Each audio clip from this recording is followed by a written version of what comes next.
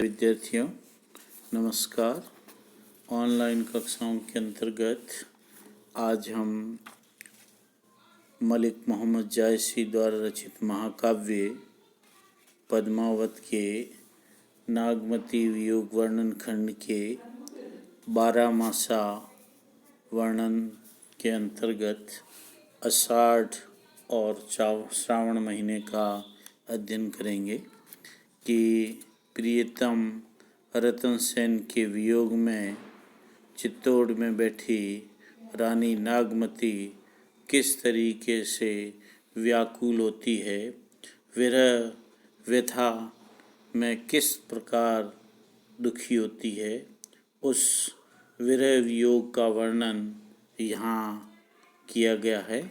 और आषाढ़ महीने से लेकर के आगे वाले 12 महीनों तक विरह में नायिका नागमती की क्या स्थिति हो जाती है, उसका यहाँ चित्रण मलिक मोहम्मद जायसी ने किया है। यहाँ नागमती वियोग वर्णन का 12 मासा वर्णन प्रारंभ होता है और ये 12 मासा वर्णन आषाढ़ महीने से शुरू होता है। और कवि जिस तरीके से आषाढ़ महीने में परिवर्तन होते हैं, ठीक उसी तरीके से आषाढ़ महीने में होने वाले परिवर्तनों के साथ नागमती की विरह में क्या स्थिति होती है, उस विरह अवस्था का यहाँ चित्रण किया गया। चढ़ा आषाढ़ गगन घन गाजा, साजा विरह धुंध दल बाजा। धूम श्याम धोरे घन धाये, शीत ध्वजा बगुपाती दिखाए। खरग बीज चमके चौरा, बूंद बान बरसे घन घोरा। अद्रा लाग बीज भूई लेई, मोई पिए बिनु को आदर देही। औने घटा आई चौ फेरी, कंत उबारु मदन हो घेरी। दादुर मीर कोकिला पीऊ, करही बेज घट रहे न जीव। पूर्व नक्षत्र सिर ऊपर आवा, हों बिनु ना मंदिर को छावा। जिन घर कंता ते सुखी, तिन गारो तिन गरो। कंत पियारा बाई रे, हम सुख भूला सर। यहाँ नागमती कहती है, चढ़ा आषाढ़ गगन घन गाजा, साजा विरह धुंध दल बाजा। नागमती कहती है कि आषाढ़ महीना लग गया है और आकाश में बादल गरजने लगे। चढ़ा आषाढ़ गगन घन गाजा, आषाढ़ महीना लग गया है और आषाढ़ महीने के लगने के फलस्वरूप आकाश में बादल गरजने लगे हैं और ऐसा लग रहा है साजा विरह धुंध दल बाजा, जैसे विरह ने युद्ध की तैयारी कर ली है और उसकी सेना आ पहुंची है। क्या करें? साजा विरह धुंध दल बाजा, ऐसे लग रहा है मानो विरह ने युद्ध की तैयारी कर ली है और उसकी सेना आ पहुंची है। धूम श्याम धोरे घन धाये, शीत ध्वजा बगुपाती दिखाए। धूम श्याम धोरे घन धाये, शीत ध्वजा बगुपाती दिखाए। धुएं जैसे, धूम यानी धुएं, धुएं जैसे रंग के काले तथा गोरे बादल सैनिकों की तरह आकाश में दौड़ने लगे हैं और उनके बीच बीच में उड़ने वाले बगुलों की पंक्तियां मानो श्वेत ध्वजा के समान दिखलाई दे रही है। धूम श्याम धोरे घन धाये, शीत ध्वजा बगुपाती दिखाए। धूं से जैसे रंग के काले तथा गोरे बादल सैनिकों की तरह आकाश में दौड़ रहे हैं और उनके बीच में उड़ने वाले सफ़ेद बगुलों की पंक्तियां सफ़ेद ध्वजा की तरह दिखाई दे रही है। खरग बीज चमके चौरा, बूंद बान बरसे घन और घोरा। खरग बीज चमके चौरा, बादल में चमकने वाली बिजली तलवार के समान, खड़ग खड़ग यानी तलवार, तलवार के समान चारों ओर चमकने लगती है। और बूंद बान बरसे घन घोरा, और मेघ बादलों की बूंद रूपी बाणों की घन घोर वर्षा होने लगी है। यानी मेघ बादल बूंद रूपी बाणों की घनघोर वर्षा करने लगे। खरग बीज चमके चौरा, बूंद बान बरसे घन घोरा। बिजली रूपी तलवार चारों ओर चमकने लगी है और मेघ बूंद रूपी बाणों की घनघोर वर्षा करने लगे हैं। अद्रा लाग बीज भुई लेही, मोई पीयू बिन को आदर देही। और आद्रा नक्षत्र लगने से क्या कह रहे हैं कि आद्रा लाग बीज भुई लेई, आद्रा नक्षत्र लगने से धरती भी बीज है वो ग्रहण कर रही है। मोई पी बिन को आदर देही, और मुझे अपने प्रियतम के बिना कौन आदर देने वाला है, मुझे अपने प्रियतम के बिना कौन आदर देगा। औने घटाई चौं फेरी, कंत उबारु मदन हो घेरी। औने घटाई चौं फेरी, कंत उबारु मदन हो घेरी। कह रहे हैं घटा उमड़ घुमड़ करके चारों ओर छा गई है और नागमती को इस विरह ने घेर लिया है। और विरह व्याकुल होकर के नागमती पुकार उठती है, कंत उबारो मदन हो घेरी। हे प्रियतम, आओ मेरी रक्षा करो, मुझे काम सेना ने चारों ओर से घेर लिया। औने घटाई चौं फेरी, कंत उबारो मदन हो घेरी। उमड़ घुमड़ करके घटाएं चारों तरफ छा गई है और मुझे है वो घेर लिया है। हे प्रियतम, कंत उबारो मदन हो घेरी। हे प्रियतम, मेरी रक्षा करो, मुझे काम सेना ने चारों तरफ से घेर लिया। दादुर मीर कोकिला पीऊ, करही बेज घट रहे न जीव। दादुर यानी मेढक, मेढक, मोर, कोयल और पपिया शोर मचा रहे हैं। ये सारे ही काम के सैनिक हैं। करही बेज घट रहे न जीव। इन सभी के शब्दों को सुनकर मेरे हृदय पर बिजली गिर रही है और प्राण व्याकुल होकर के शरीर छोड़ करके भाग जाना चाहते हैं। कहने का आशय यह है, इन सभी के शब्द मुझे प्राण घातक लग रहे। पूर्व नक्षत्र सिर ऊपर आवा, हों बिनु ना मंदिर को छावा। हे प्रियतम, अब पुष्य नक्षत्र सिर के ऊपर आ गया है। हाँ बिनु नहा, मैं बिना स्वामी के हूँ, कौन मेरा मंदिर छवाएगा। जिनके, अब कह रहे हैं, जिन घर कंता ते सुखी, तिन गारो तिन गारो कंत पियारा भाई रे, हम सुख भूला सत। यहाँ कह रहे हैं कि जिन घर कंता ते सुखी, जिनके घर में अपने प्रीतम है, कंत कंत यानी प्रीतम, जिनके घर में अपने प्रीतम हैं अर्थात जिनके पति घर में हैं, वे सभी सुखी हैं। तिन गारो तिन घर, उन्हीं को गौरव और उन्हीं को गर्व है। कंत पियारा बाई रहे, मेरा कंत बाहर है। हम सुख भूला सर, इससे मैं सब सुखों को भूल गई।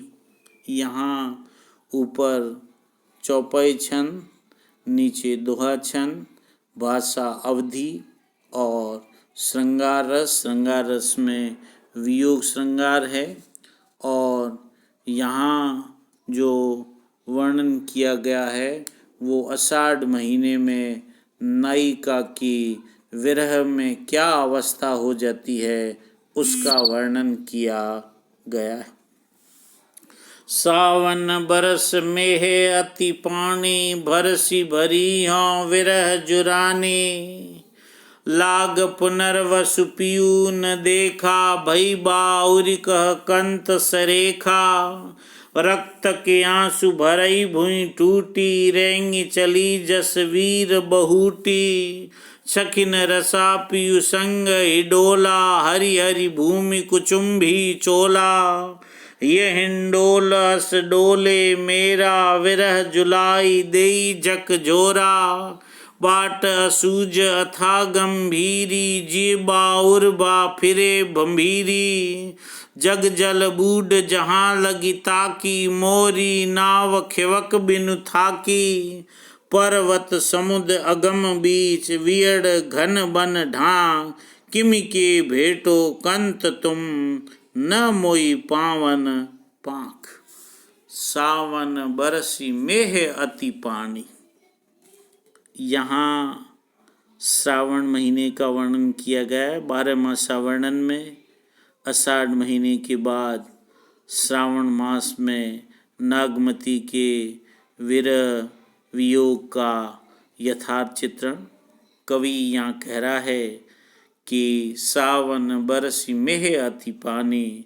सावन में मेघों से खूब पानी बरसता है। भरनी भरई मरनी भरई हों विरह जुरानी। भरन पड़ रही है और फिर भी नागमती विरह से व्याकुल होकर सूख रही। भरनी भरई हों विरह जुरानी। भरन पड़ रही है फिर भी नागमती विरह से व्याकुल होकर सूख रही। भरन का अर्थ है धान की खेती के योग्य पानी से। भरन का मतलब धान के योग्य खेती से है और धान की खेती के लिए पानी भरा हुआ होना चाहिए। और भरन परी हों विरह जुरानी। भरन पड़ रही है फिर भी नागमती विरह से व्याकुल होकर के सूख रही है। लाग पुनर्वसु पियू न देखा, भई बाउरी कंत सरेखा। नागमती कह रही है कि पुनर्वसु नक्षत्र लग गया है और मैंने अभी तक अपने प्रीतम को नहीं देखा है। लाग पुनर्वसु पियू न देखा। नागमती कह रही है कि पुनर्वसु नक्षत्र लग गया है और लेकिन मैंने अभी तक मेरे प्रीतम को नहीं देखा है। मैं भई बाउरी कहाँ कंत सरेखा। मैं बावड़ी हो गई हूँ, पगला सी हो गई हूँ। मेरा समझदार प्रीतम कहाँ है। भई बाउरी कहाँ कंत सरेखा। मेरा समझदार प्रियतम कहाँ है। मैं बावड़ी हो गई हूँ। कहने का आशय यह है कि चतुर प्रियतम कहाँ रहे, ये सोच करके मैं बावड़ी हो गई। रक्त के आंसू भरे भुई टूटी, रेंगी चली जन वीर बहुटी। सखिन रचा पियु संग हिडोला, हरि हरि भूमि कुसुम्भी तन चोला। रक्त के आंसू परे भुई टूटी। रक्त के आंसू पृथ्वी पर गिर रहे हैं और वे ही मानो वीर बहुटियों के रूप में जमीन पर रेंग रहे। वर्षा काल में लाल लाल रंग के जीव वीर बहुटी है वो धरती पर रेंगते हैं वर्षा के ठीक बाद। तो वही कह रहे हैं रक्त के आंसू परे भुई टूटी, रेंगी चली जन वीर बहुटी। रक्त के आंसू धरती पर गिर रहे हैं और वे ही मानो वीर बहुटियों के रूप में जमीन पर रेंग रहे। सखिन रसा पीयू संग हिंडोला, हरिहर भूई कुसुम्बितन चोला। सखियों ने अपने अपने पतियों के साथ हिंडोला सजोया है। सखिन रचा पीयू संग हिंडोला, सखियों ने अपने अपने प्रीतम के साथ अपने अपने पतियों के साथ हिंडोला चला सजाया है। हरी हरी भूमि कुसुम्भितन चोला, पृथ्वी चारों ओर से हरी हो गई है और कुचुम्भी रंग के वस्त्र भी पहने हुए हैं। परंतु हिंडोल जस डोले मेरा, मेरा हृदय हिंडोले की तरह ऊपर नीचे हो रहा। हिंडोल जस डोले मोरा, परंतु मेरा हृदय हिंडोले की तरह ऊपर नीचे हो रहा है। विरह झुलावे देई झकोरी, विरह झकोले देकर के उसे झुला रहा है। और आगे कह रहा है, बाट असूज अथा गंभीरी, जीव बाउर बा भवे भंभीरा। भंभीरी कह रहे हैं, बाट सूज अथा गंभीरी, जीव बाउर बा भवे भंभीरी। फिर कह रहे हैं कि मार्ग असूज है, बाट असूज अथा गंभीर, मार्ग असूज अथा और गंभीर हो गए हैं। मेरा जी उनमें बावड़े भंभीरी होकर चक्कर लगा रहा। मेरा जी उनमें बावड़े भंभीरी होकर चक्कर लगा रहा। जग जल बूढ़ी जहाँ लगी ताकी, मोर नाव खेवक बिनु थाकी। मोरी नाव खेवक बिनु थाकी, जहाँ तक देखती हूँ संसार जल में ही डूबा हुआ दिखाई देता है। जग जल बूढ़ी जहाँ लगी ताकी, जहाँ तक देखती हूँ सारा संसार जल में ही डूबा हुआ दिखाई देता है। मोरी नाव खेवक बिनु थाकी, और मेरी नाव स्वामी के बिना ठहरी हुई है, खेने वाले के बिना ठहरी हुई है। पर्वत समुद्र अगम बीच, वन बिहिड़ घन ढांग, किम करी भेंटो कंत तो ही, ना मोई पावन पाख। यहाँ कह रहे हैं कि पर्वत, अगम समुद्र, बीहड़ वन और घने ढाक के जंगल मेरे और प्रीतम के बीच में हैं। हे प्यारे, मैं तुमसे कैसे भेंट करूं, कैसे मैं तुमसे मिलूं। ना मोई पावन पंख, न मेरे पाँव हैं और न मेरे पास पंख है जिनकी सहायता से मैं उड़कर तुम्हारे पास आ सकूं। कहने का भाव यह है कि नागमती विरह के कारण इतनी कमज़ोर हो गई है कि उससे चला भी नहीं जाता है। इसलिए वो किम करी भेंटों कंत तोई, ना मोई पावन पंख। हे प्रीतम, मैं तुमसे कैसे भेंट करूं, न मेरे पास पंख है और न ही मेरे पास पाँव हैं जिनकी सहायता से मैं उड़कर तुम्हारे पास आ सकूं।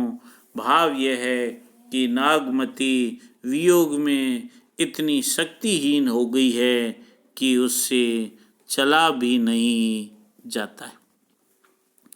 यहाँ ऊपर चौपाई छंद, नीचे दोहा छंद, भाषा अवधि और श्रृंगार रस। श्रृंगार रस में भी वियोग श्रृंगार का उल्लेख है और विरोधाभास और विशेषोक्ति अलंकार है और इसके साथ साथ प्रकृतिगत पदार्थों का सुंदर चित्रण किया गया है। धन्यवाद।